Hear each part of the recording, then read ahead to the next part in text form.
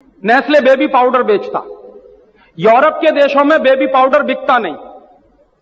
Europe के देशों में बेबी पाउडर को बेबी किलर कहते। मैंने यूरोप के कई देशों में देखा है, बड़े बड़े होर्डिंग्स लगे रहते हैं, एडवर्टाइजमेंट जिन पर दिया जाता है सरकार की तरफ से कि आप अपने बच्चे को बेबी पाउडर मत खिलाइए।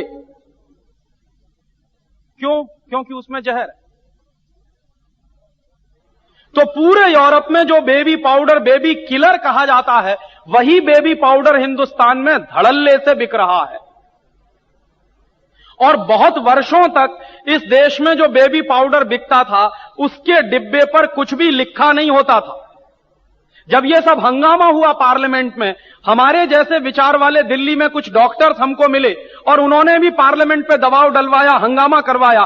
तब जाके भारत सरकार ने सिर्फ इतना सा आदेश दिया कि कंपनियों को बेबी पाउडर के डिब्बों पर यह लिखना जरूरी होगा कि मां का दूध बच्चे के लिए सर्वोत्तम है। बस बात खत्म हो गई। माने हमको यह उम्मीद थी कि सारे देश में यह रेगुलेशन आ जाएगा कि मां का दूध ही बच्चे को पिलाया जाए, बेबी पाउडर बिल्कुल नहीं पिलाया जाए। लेकिन कोर्ट में जाने के बाद और कोर्ट से फैसला होने के बाद सरकार ने सिर्फ इतना किया कि बेबी पाउडर के डिब्बे पर लिखवा दिया कि मां का दूध बच्चे के लिए सर्वोत्तम है। और वो उसी तरह से लिखा जाता है जिस तरह से सिगरेट की डिब्बी पर लिखा रहता है। सिगरेट पीना स्वास्थ्य के लिए हानिकारक है।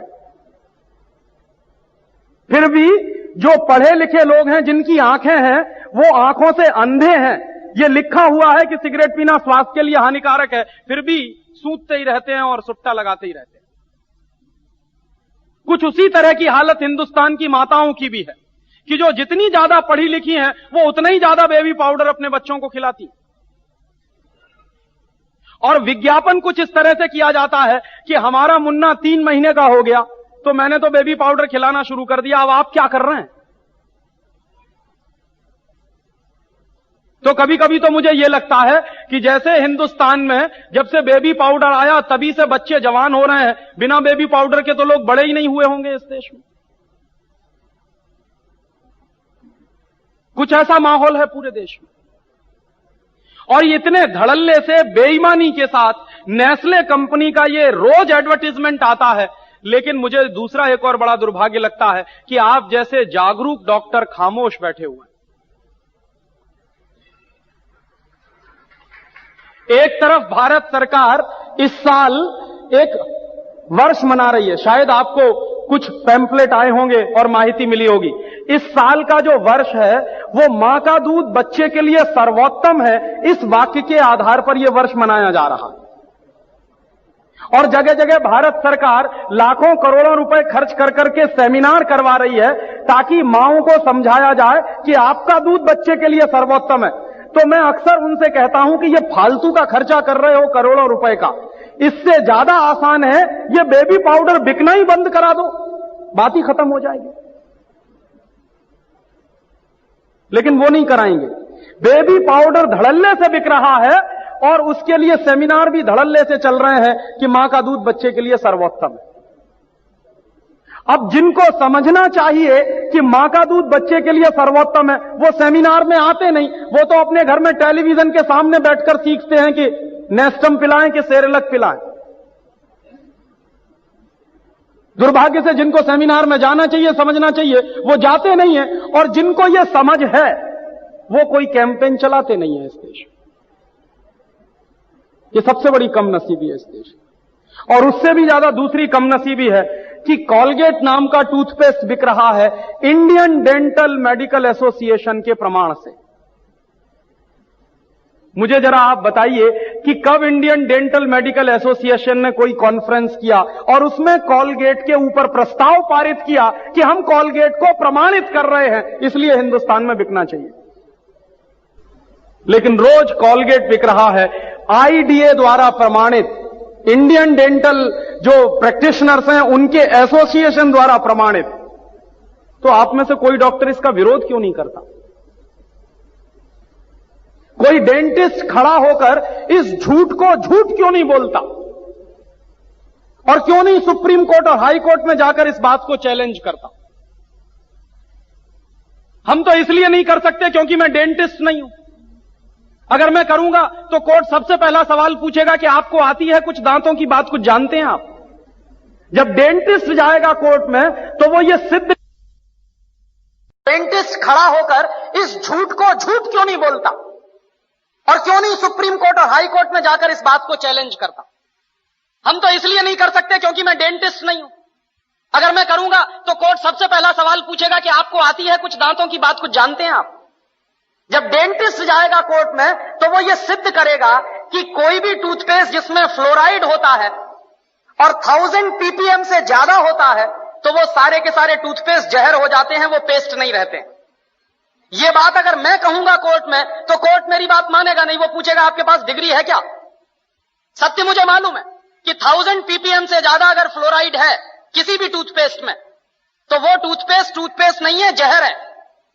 लेकिन कोर्ट मेरी बात तब मानेगा जब मैं उसको यह सिद्ध करूं कि मेरे पास दांतों की डॉक्टरी का प्रमाण पत्र है।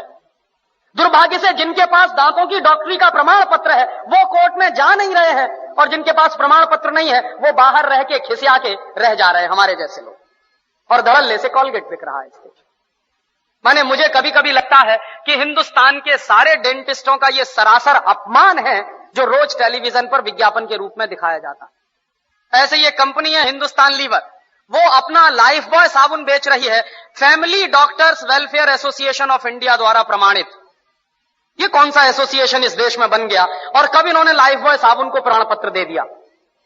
लेकिन रोज विज्ञापन उनका ये है, और हम सब खामोशी के साथ बैठते हुए इसको देख रहे हैं, और ये देश के साथ भयंकर गद्दारी का काम चल रहा है, बेईमानी का काम चल रहा है। हिंदुस्तान में विदेशी कंपनियां अपना जहर बेच रही हैं, जिनको मालूम है कि इसमें जहर है वही शांत हैं। जितने डॉक्टर्स हैं न्यूट्रिशनल, जिनको न्यूट्रिशन का बहुत ज्ञान है, दिल्ली में एक डॉक्टर जैन है ऑल इंडिया इंस्टीट्यूट में, जो न्यूट्रिशन डिपार्टमेंट के हेड माने जाते हैं। मैंने एक दिन पूछा कि डॉक्टर साहब ये पेप्सी कोला में क्या है, तो कहने लगे कार्बन डाइऑक्साइड है। मैंने कहा और क्या है? फॉस्फोरिक एसिड है। मैंने कहा और क्या है? सोडियम ग्लूटामेट है। मैंने कहा और क्या है? पोटेशियम सॉर्बेट है। मैंने कहा और क्या है? कि इससे ज्यादा और क्या चाहिए तुमको? ये 4 जहर ही काफी है आदमी को मारने के लिए। तो मैंने कहा कि अगर ये पेप्सी कोला में 4 जहर हैं तो आप इस बात को गांव गांव में कहते क्यों नहीं जाके? पेप्सी कोला तो गांव गांव में घूम घूम के कह रहा है कि लहर पेप्सी है, तो आप गांव गांव में घूम के कहते क्यों नहीं कि ये जहर पेप्सी? आप जब मानते हैं कि उसमें ये जहर हैं 4, लेकिन आप गांव गांव में घूम घूम के कहते क्यों नहीं? तो चुप हो गए। तो मैंने उनसे कहा कि आपके पास जो ज्ञान है उस ज्ञान का देश के लिए क्या उपयोग है? आपने ये जो ज्ञान हासिल किया, डॉक्टरी की पढ़ाई पढ़ी है, लाखों रुपए इस देश का आपने खर्च किया है, और लाखों रुपए खर्च करके जो ज्ञान अर्जित किया है उसका इस देश को रिटर्न क्या मिल रहा है? तो कहने लगे फुर्सत ही नहीं है। तो किससे फुर्सत नहीं है? व्यक्तिगत स्वार्थ से फुर्सत नहीं है। तो मैंने कहा एक दिन डॉक्टर साहब ये सारा का सारा देश बर्बाद हो जाएगा और इस देश की नौजवान पीढ़ी बर्बाद हो जाएगी, और हो सकता है आपके बेटा बेटी भी उसमें बर्बाद हो जाए, तब भी आप कहेंगे कि आपको फुर्सत नहीं। और दुर्भाग्य यही है इस देश में कि जिनके पास ये ज्ञान है, जो मल्टीनेशनल कंपनियों का पर्दाफाश कर सकते हैं, जो ये बता सकते हैं कि इनके बनाए हुए सामानों में कोई न्यूट्रिशनल वैल्यू नहीं है। डॉक्टर जैन ने ही मुझको कहा कि पेप्सी कोला और कोका कोला में 1 पैसे का भी न्यूट्रिशनल वैल्यू नहीं है, और देश के लोग 10 रुपया खर्च कर रहे हैं पेप्सी पीने के लिए और कोका पीने के लिए। 10 रुपया खर्च करके 1 पैसे की भी न्यूट्रिशनल वैल्यू नहीं मिल रही है हमको, लेकिन वो देश में सबसे ज्यादा बिक रहा है, धड़ल्ले से बिक रहा है। लोग अब शुद्ध पानी पीना पसंद नहीं करते, उसकी जगह पेप्सी और कोका कोला पी लेते हैं। तो जिस चीज की 1 पैसे की 1% भी न्यूट्रिशनल वैल्यू ना हो, और वो चीज इस देश में महंगी बिक रही हो दूध से ज्यादा। पेप्सी कोला बिकता है 33 रुपए लीटर का और दूध बिकता है 14 रुपए लीटर का। तो 14 रुपए लीटर का गाय का दूध और 33 रुपए का कार्बन डाइऑक्साइड मिलाया हुआ पानी, और उसको कहते हैं लहर पेप्सी, और कहते हैं the choice of new generation. The choice of new generation नहीं है, बल्कि choice of new D generation है। लेकिन करें क्या उसका? और उससे भी ज्यादा मुझे गुस्सा तब आता है जब हिंदुस्तान में कुछ कंपनियां अपने हेल्थ टॉनिक बेचती हैं जिनमें हेल्थ के नाम पर कुछ नहीं है। Bournvita, Complan, Maltova, Horlicks, Protinex, ऐसे तमाम तरह के जो हेल्थ टॉनिक्स बिक रहे हैं, डॉक्टर जैन के अनुसार इनमें किसी में भी हेल्थ के नाम पर कुछ नहीं है। और आप चाहें तो अपने बच्चे को चने का सत्तू खिलाएं, जौ का सत्तू खिलाएं, तो उससे जितनी हेल्थ बनेगी, आप 100 डिब्बे प्रोटीनेक्स के खिला लीजिए, कोई हेल्थ नहीं बनने वाली। 100 डिब्बे आप बॉर्नवीटा के खिला दीजिए, कुछ नहीं बनने वाला उससे। और आप अगर एक डिब्बा बॉर्नवीटा का खरीदेंगे तो कम से कम 200-250 रुपए का है 1 किलो का। तो 200-250 रुपए का 1 किलो बॉर्नवीटा खरीद के तो खाएंगे, लेकिन किसी को आप कहिए कि मूंगफली खाओ गुड़ के साथ, तो नहीं खाएगा कोई। रोज अगर गुड़ के साथ मूंगफली खाएं तो जितनी प्रोटीन उससे मिलती है, जितना कार्बोहाइड्रेट उसमें से निकलता है, जितनी और दूसरी चीजें हमको मिलती हैं, उतनी 100 पैकेट बूस्ट खाने से नहीं मिल सकती। लेकिन मुश्किल से मूंगफली का गुड़ के साथ खाने का प्रचार तो नहीं है, लेकिन बॉर्नवीटा का प्रचार है। और ये जो बॉर्नवीटा, मॉल्टोवा, इन तमाम चीजों में मिलाते क्या है? एक बार मैंने डॉक्टर जैन से कहा कि आपके पास तो ऑल इंडिया इंस्टीट्यूट की इतनी बड़ी लेबोरेटरी है, आप जरा इसमें पता करिए कि ये मिलाते क्या है, कैसे बनाते हैं बॉर्नवीटा। तो उन्होंने 3 महीने के बाद मुझे एक लंबी सी चिट्ठी भेजी, उसमें हर एक के बारे में लिखा कि देखो बॉर्नवीटा कैसे बनता। बॉर्नवीटा बनता है मूंगफली की खली से, मूंगफली की खड़, माने मूंगफली के दाने में से तेल निकालने के बाद जो वेस्ट बचता है, उससे बनता है बॉर्नवीटा। मेरे गांव में मूंगफली के तेल के निकालने के बाद जो वेस्ट बनता है उसको जानवर खाते हैं, लेकिन हमारे देश में इंटेलिजेंट लोग वही खाते हैं बॉर्नवीटा के नाम पर। और आप बाजार में चले जाइए, मूंगफली की खली आपको 20-25 रुपए किलो में मिल जाएगी। गुजरात में तो उससे भी सस्ती मिलेगी। मैं तो मेरे गांव की बात कर रहा हूं जहां मूंगफली होती नहीं बिल्कुल। यहां तो सिंगदाना इतना होता है गुजरात में, मुश्किल से 20-25 रुपए किलो में खली मिलेगी, उसको वो बेचते हैं 200-250 रुपए किलो में। और हम लोग तकनीकी भाषा में कहते हैं वैल्यू एडेड हो गया। काहे का वैल्यू एडेड हो गया? जेब काट ली आपकी और आप कह रहे हैं वैल्यू एडेड हो गया। उन्हीं डॉक्टर जैन साहब ने मुझे बताया कि हॉर्लिक्स में क्या है, कुछ नहीं है, जौ का सत्तू और चने का सत्तू। बिहार में उसको हम लोग कहते हैं सत्तू, अंग्रेजी में कहते हैं हॉर्लिक्स। अब किसी से आप पूछिए कि सत्तू खाओगे, कहेगा क्या फालतू की बात कर रहे हैं आप। और पूछिए हॉर्लिक्स खाओगे, हाँ खाएंगे। क्यों खाएंगे? क्योंकि अंग्रेजी का नाम है और बड़ा भारी नाम है हॉर्लिक्स। कहने में लगता है कि हाँ कुछ इंपोर्टेड जैसी चीज है। उसमें कंटेंट क्या है? कुछ नहीं। उस पर लिखा हुआ है साफ साफ, इट इज मॉल्टेड। मॉल्ट माने ही होता है जौ का सत्तू। जौ का सत्तू बाजार से खरीद लीजिए, चने का सत्तू बाजार से खरीद लीजिए, 20-25-30 रुपए किलो में मिलेगा। लेकिन हॉर्लिक्स खरीदिए तो 160 रुपए में 1 किलो मिलेगा। और ये जितने हेल्थ टॉनिक्स बिक रहे हैं, इनमें से किसी से भी 1 पैसे की हेल्थ नहीं आती। लेकिन हिंदुस्तान की क्या बर्बादी है, हर साल हम 1000 करोड़ रुपए के हेल्थ टॉनिक्स खाते हैं इस देश में।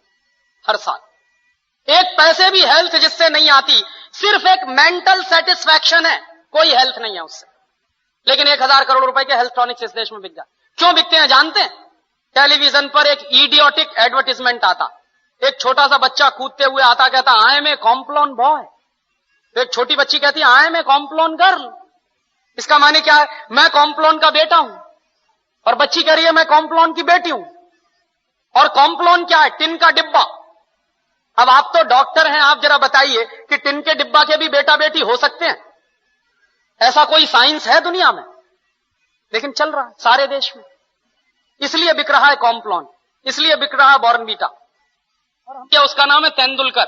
वो कहता है मेरी शक्ति बूस्ट, माने सचिन तेंदुलकर की शक्ति बूस्ट।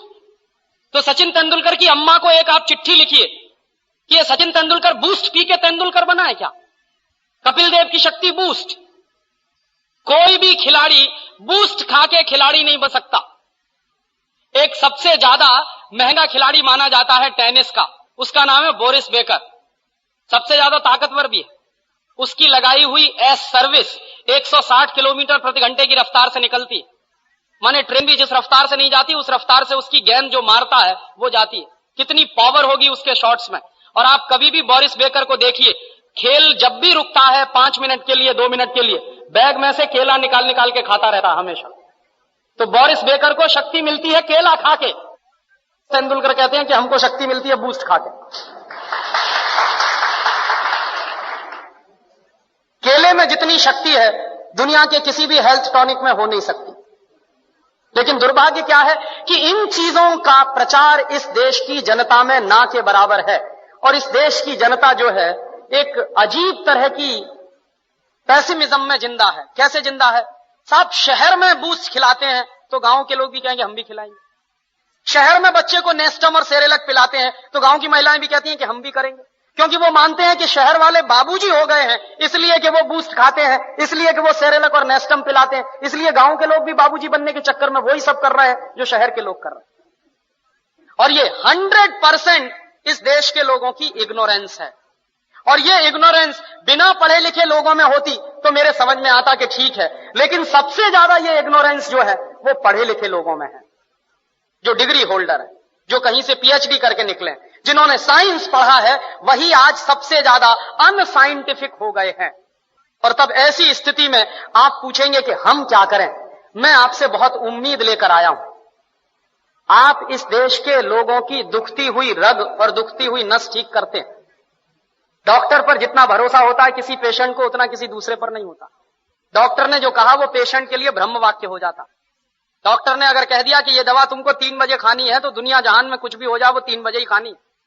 और अगर जरा आगे पीछे हो गया और उस दवा का कोई भी साइड इफेक्ट हो गया तो मरीज ये मानेगा कि मैंने देर में खाई है इसलिए हुआ। वो ये नहीं मानेगा कि डॉक्टर से भी गलती हो सकती है कभी। तो इस देश में जाने अनजाने आप लोगों की बड़ी प्रतिष्ठा है मरीजों के मन में। और आप लोगों की जब ये प्रतिष्ठा है तो अक्सर क्या होता है, समाज में जब बड़े परिवर्तन होते हैं तो उन बड़े परिवर्तनों को जब बड़े लोग शुरू करते हैं तो नीचे के लोग फिर उन्हीं को फॉलो करना शुरू करते हैं। तो आपसे मैं बड़ी भारी उम्मीद लेकर आया हूं कि इस बड़े परिवर्तन के काम में आप मेरी मदद करें। तो आप पूछेंगे क्या मदद करें? सबसे पहली और सबसे आसान मदद जो आप कर सकते हैं इस काम में वो ये कि जो विदेशी कंपनियां हिंदुस्तान की सरकार पर दबाव डालकर हमारा पेटेंट एक्ट बदलवा रही हैं, उन विदेशी कंपनियों की दवाएं लिखना आप बंद कर दीजिए।